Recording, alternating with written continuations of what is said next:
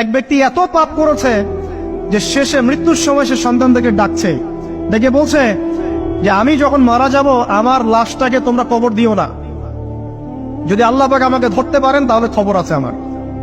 কি করতে হবে?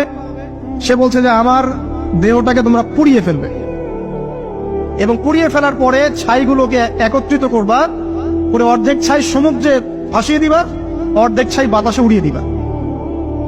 সন্তানরা তাই করলো। মৃত্যুর পর আল্লাহ পাক এই সমুদ্র এবং জমিনকে বাতাসকে আদেশ করলেন যে তোমরা ছাই জড়ো করে দাও। আর মানুষ আর জিন আল্লাহর কথা না শুনলেও এই প্রকৃতি আল্লাহ পাকের কথা শোনে। বিজ্ঞান বলে প্রকৃতি থেকে সব হচ্ছে। কি প্রকৃতি? প্রকৃতি কি, কাকে বলে? মানুষকে আল্লাহর ইবাদতকে বাদ দিয়ে এক প্রকৃতি পূজায় নিয়ে গেছে। এই পুরো প্রকৃতি আর মহাবিশ্বে এক আল্লাহর ইবাদত করে। কে সৃষ্টি করলো প্রকৃতি? প্রাকৃতিক ভাবে হয়েছে সবকিছু বলে, আল্লাহ থেকে হয়েছে বলা যাবে না।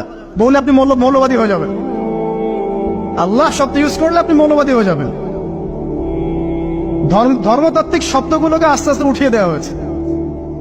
দেখবেন যুক্তি, বিজ্ঞান, দার্শনিক শব্দগুলোকে আনা হয়েছে। এটাও টেকনিক্যালি করা হয়েছে। কোন সেকুলার মিডিয়াতে আপনি দেখবেন না ইনশাআল্লাহ বলছে।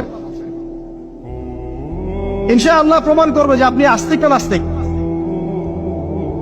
তো প্রকৃতিকে আল্লাহ পাক আদেশ করলেন, এই সমুদ্র ছাই জড়ো করো, এই বাতাস ছাই জড়ো করো। তারা ছাই জড়ো করে দিল। এই ব্যক্তিকে বলা হচ্ছে তুমি জীবিত করে, আল্লাহ পাক বলছেন তুমি যে এই কাজটা করেছিলে, লিমা ফাআলতা হাদা, তুমি এই কাজটা কেন করেছো?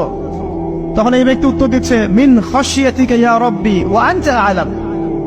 হে আল্লাহ, আমি আমার বুঝে যা এসেছে আপনার ভয়েই আমি এই কাজটা করেছি, আর আপনি খুব ভালো করেই জানেন যে আমি আপনার ভয়ে করেছি নাকি অন্য কোনো কারণে করেছি। মানে আপনি আমার মনের কথা জানেন। আল্লাহ পাক তাকে মাফ করে দেবেন।